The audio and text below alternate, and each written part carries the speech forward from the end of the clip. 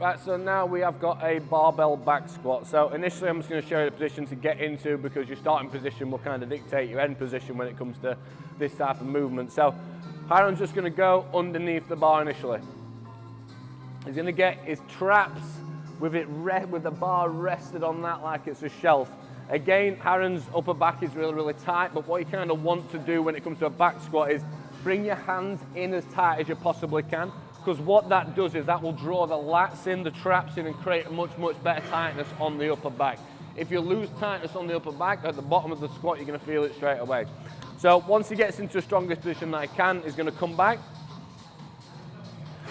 And then the main focus for this is to make sure you're in a strong initial starting point, because if you are standing like the bar's breaking you already, again, it's not going to go very well when you go down. So he's going to stand up nice and tall, nice and confident. He's going to have a slight tension on his legs and a slight knee bend, so he's not locked, but he's also not sitting in between. From that point, I'm going to go through the mechanics of the knee first before breathing. But when he goes down, his main focus is to keep his chest up, his head up, and his back as tight as he possibly can. As he then goes down, he's going to focus on externally rotating his knee, so then his knee is going to be in line with the outside of his foot at the bottom position. So when Hiram comes down into it now, he's going to focus on pushing his knees out. As you can see, when he pushes his knees out, he's going to sit into it.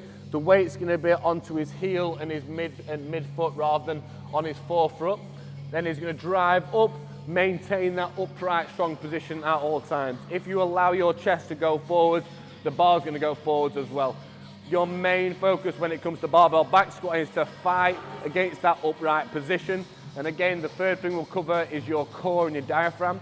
When you go into a barbell back squat, if you do not create tightness within your core, you'll naturally want to cave in straight away. So one of the best things that you can do is, as you're going down into the bottom of the rep, is to inhale as tight as you possibly can.